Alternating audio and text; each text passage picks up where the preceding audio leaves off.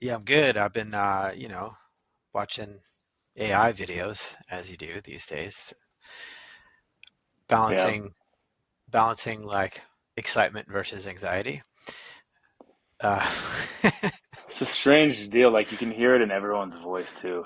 Um, yeah, I don't know yeah, if you watched that um, podcast I sent you earlier with not yet. I think it was mislabeled. It said CMO of HubSpot, but I think he's actually like in LinkedIn it says AI and GTM, and the CMO is someone else. But Yeah, um, but you should watch it. It's interesting.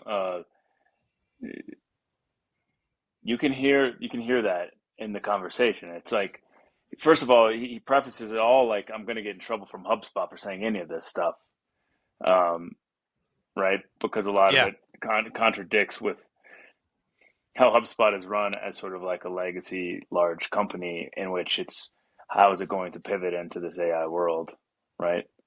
yeah. Um, but but also because, and I think it's really relevant, is talking about the new age of roles in AI and how the traditional roles won't be the same, and how there will be um, like one person can handle growth, or like there will be like a growth role that goes across traditional departments and engulfs sort of like multiple roles. And I think that was, you asked earlier about like having someone come in for the role to help us with roles, and I was also thinking like I gave you a sort of a short like answer because I didn't want to get into it. But I think way more complexities to why my answer was sort of known at the time, which is more like, one, I think we need to be aligned on where roles are going, and us sort of like agree internally before we get someone else to try to just help us agree on something. And particularly who may have different sort of like contextual understanding of what roles mean in this world. Because traditional roles I just don't think are going to be relevant in some sense.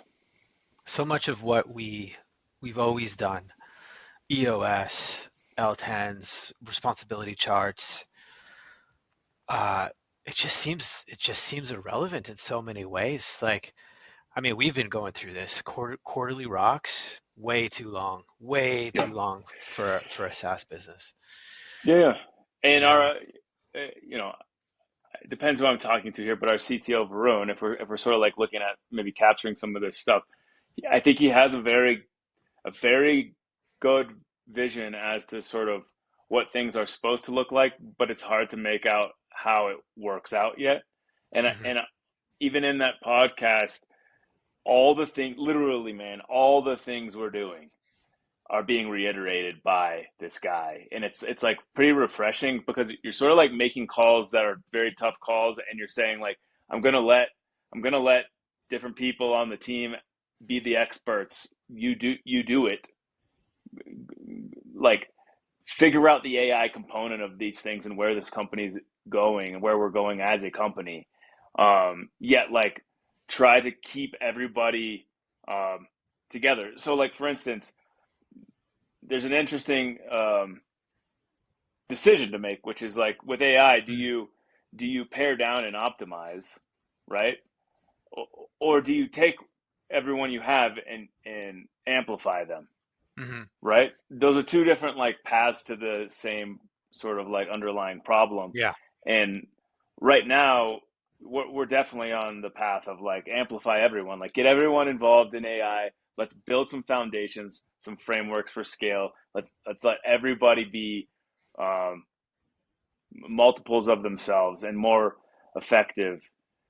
And I think that's the right approach if you want to get ahead. Sometimes it's challenging to do when more specifically, and I think we're a small enough company to do that. But if you're a big company, you're going to naturally have people sitting around doing nothing.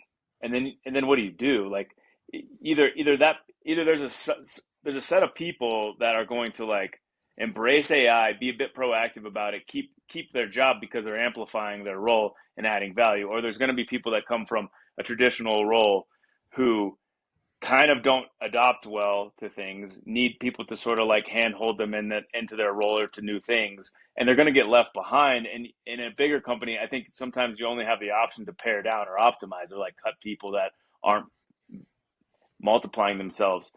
Um, because you can't Mhm. handhold through some of this stage. Like it's just like you have to learn yourself. You have to be proactive. Like it's just a total insanity scenario for so many businesses, and you can Mhm. feel it in the like if you listen to podcasts or in posts or in LinkedIn, you can feel like people trying to make sense of it and like try to be calm about it and like pare it down and like simplify it and all every time it's like, but don't be worried, don't be alarmed, like right. But in the but everyone's freaking out and no one knows what to do, Yeah. right? Like if you're real about it. Um, Did you watch yeah, that Brian Balfour video that Joseph sent us? no, I should. Reforge. I'll watch it. I've You watched can some see. recent ones though from him. Yeah. Which one are you talking about He specifically? What he's was on the? the ball. He definitely acknowledges the anxiety. I mean, what he's saying is you have large companies who are suddenly able to act like small companies and pivot incredibly fast. Then you Yeah, have so you have these large incumbents who can pivot and scale, who are already scaled. Then you have these little companies who uh, who are eating your lunch. Just take granola. His example is granola. Um, there are an abundance of AI note-taking products out there. Here comes granola. They just solved the job to be done a lot better than everybody else. And he talks about this idea of moats. Like it used to be that you could build your moat and you'd have 3, 4 months to take to like figure out what your next moat is to keep your competitive advantage. He goes, no, it's 2 weeks. It's two maybe. weeks. I mean, look at Google. Like they're like flailing, in my opinion. Maybe someone Yeah, knows something I don't. And that yeah. they've come out with, they've done what they can to come out with new releases, the video stuff, the translation things. Those are all Hmm. interesting, and those are like Hmm. value adds. But like the core component of their search, like what are they gonna do, and like how are they gonna solve this, and like the AI mode, AI overview stuff. Like I don't know how this plays out, man. Yeah. Well, relevant to us. I don't know if you've used Gmail on your phone recently, but AI summaries of every email at the top. You don't even have to read the email. As a someone who used to run a marketing agency, that's kind of sad. Like, if your entire livelihood is writing really good emails and designing images for it, and now all of a sudden people are just reading a two-sentence summary of what you've done, uh, it's like, oh, the bot is writing for another bot to summarize. Uh, we don't know what's happening. We don't know where this is going to land, if it's going to land at all. And it's of course we're anxious. Yeah. Well, like I usually say, like you and with anything, you sort of want to start with the end in mind, and there is no end in mind here. And I think, or I think that the end in mind is like so scary, so dangerous that people sort of like just like ignore it, right? And we don't have 100% clarity on even what that is, but like we know Yeah. what's possible is crazy, and depending upon how conspiracy theory and sort of things you want to go down the rabbit hole on. But I watched this video recently on the Microsoft patent in which they're putting like the chip in your hand and on your forehead. Of course, the relation to this was like the mark of the beast in the Bible, right? It was like, and the patent is 060606, which is pretty crazy. Like, but if you tie this to like what's going on with AI and just sort of like what you said with the email, like you won't even have not just summary, like you won't have to read anything, like it will just inject into your brain, right? Like these are the levels and things like we'll get to where like you really will have the matrix like learn PJ SIP or like learn these different whatever JS like learn. I Yeah. don't know, is I that the end game? Like what is there I was don't. even Yeah. there was even scenarios in there where like the point of the patent was to um,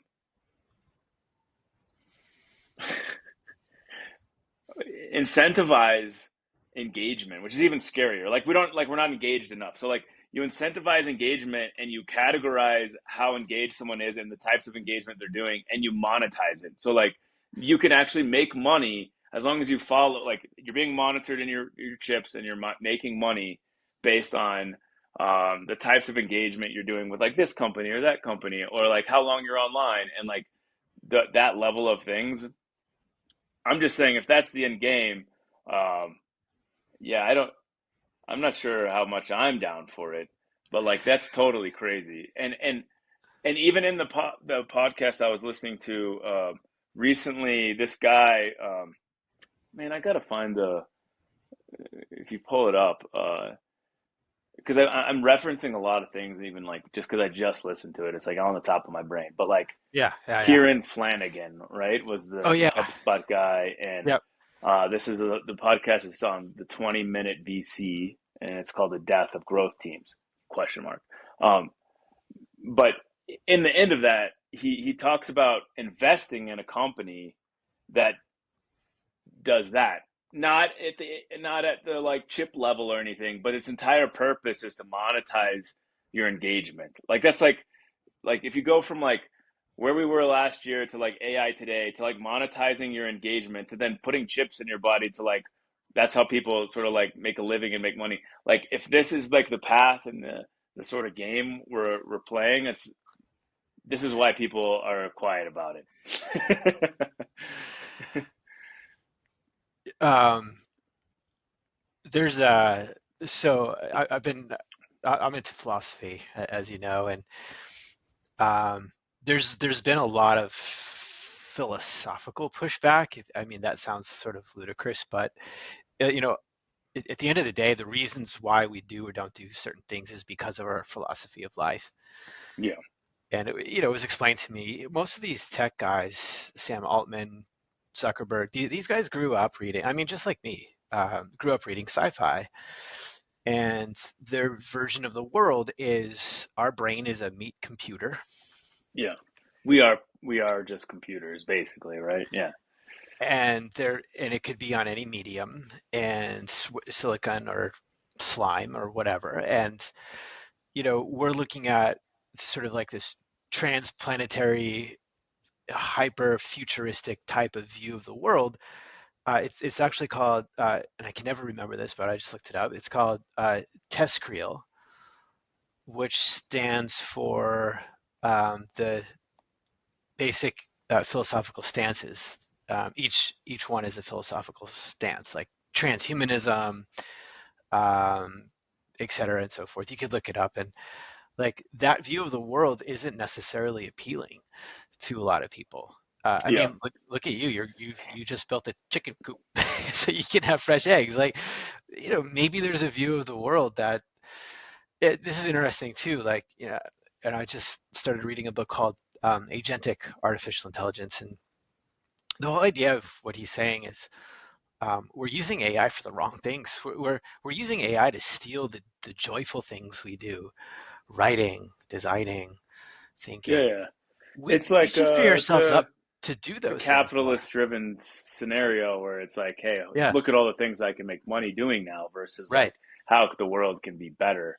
And that's like sure, like I I believe in capitalism personally, and but like I think there's dangers to it, and everything is but dangerous in the wrong hands or with the wrong motives, and AI sort of amplifies that potential to have them, right? Hmm. For like um, whatever, greed and taking advantage of people, and like really digging into like how do you can do things at scale you never could have done before, that you Hmm. can either do for good or for bad, like if you know depending upon the moral code that you live by.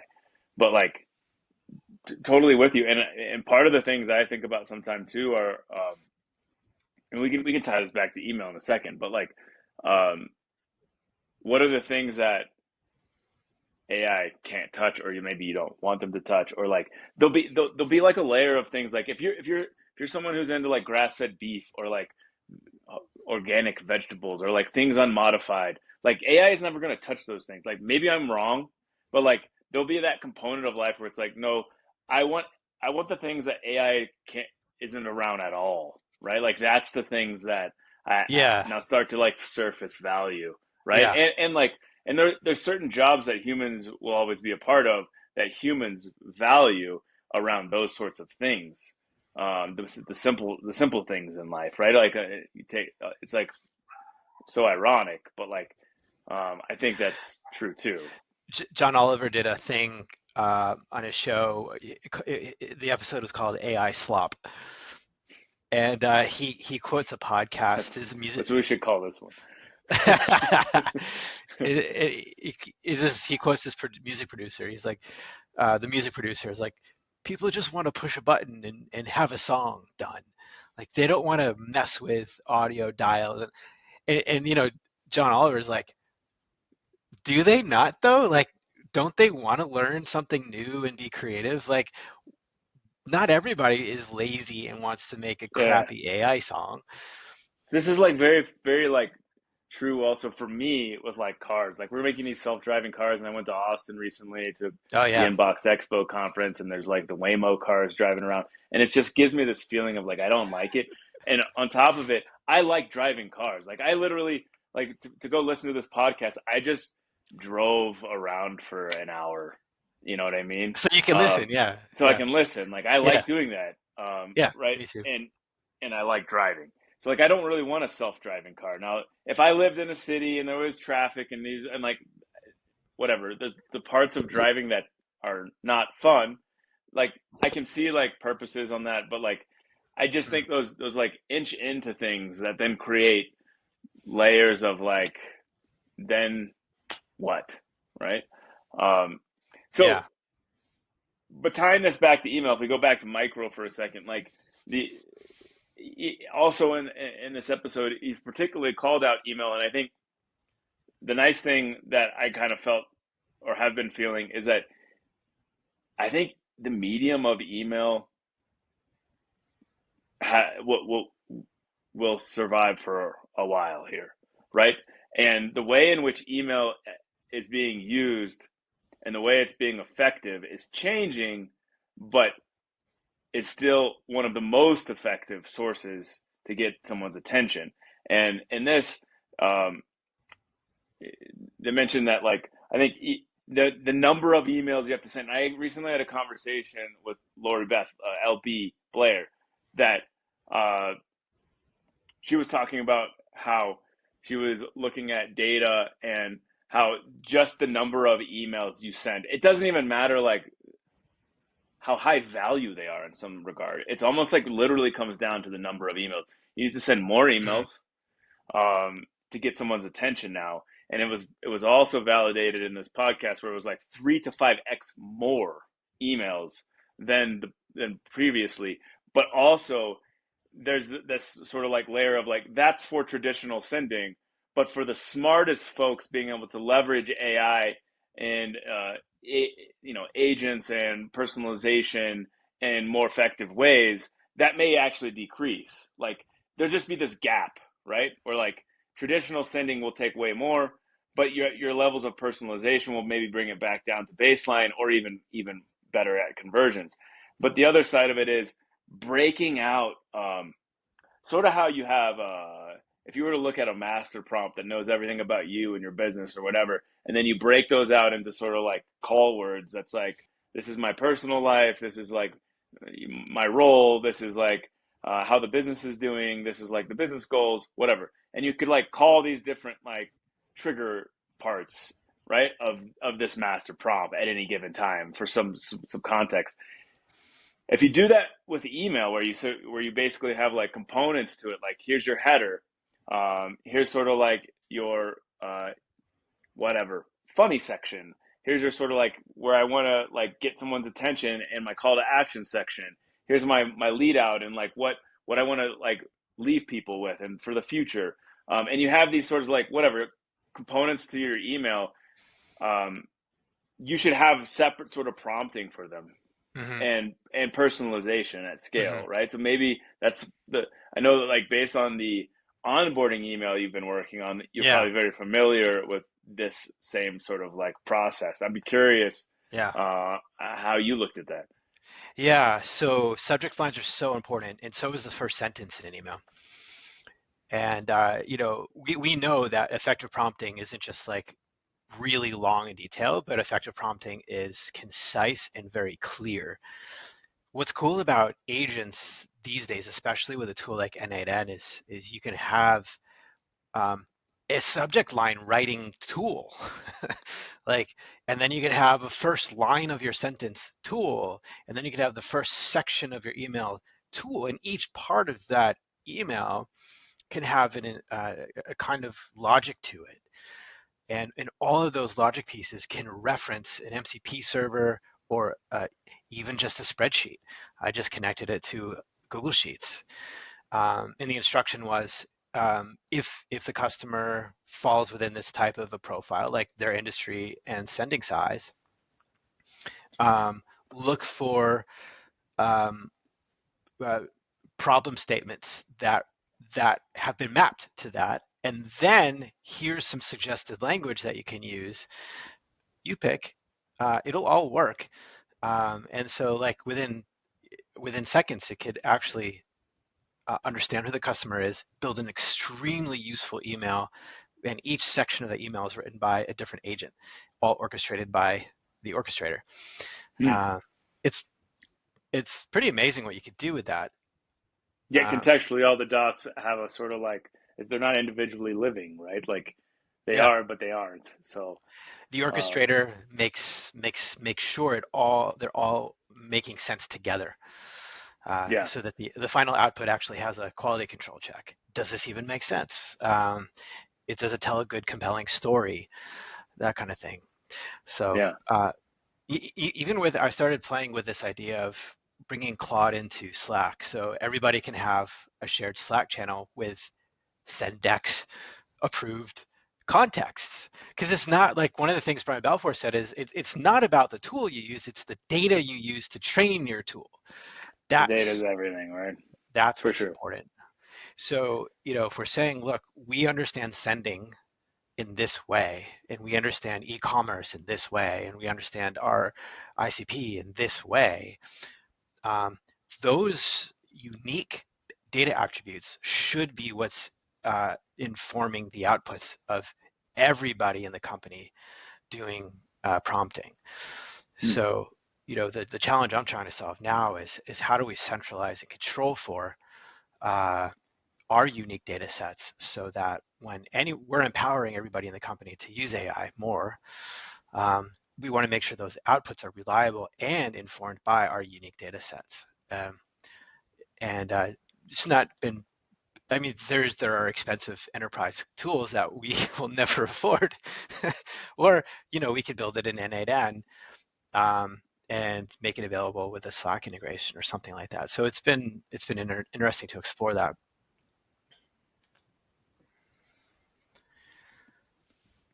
Um, let's go into a couple of specific questions I have for you, because people are making mistakes.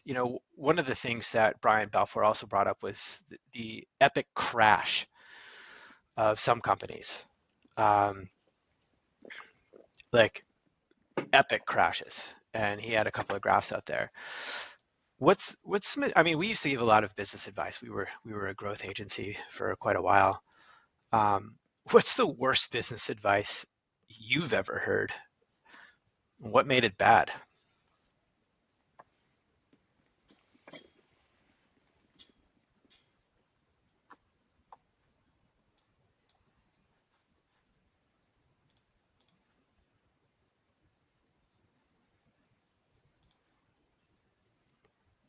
Did I lose you,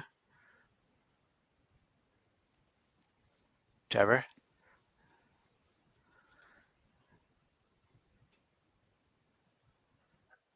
Did I lose you?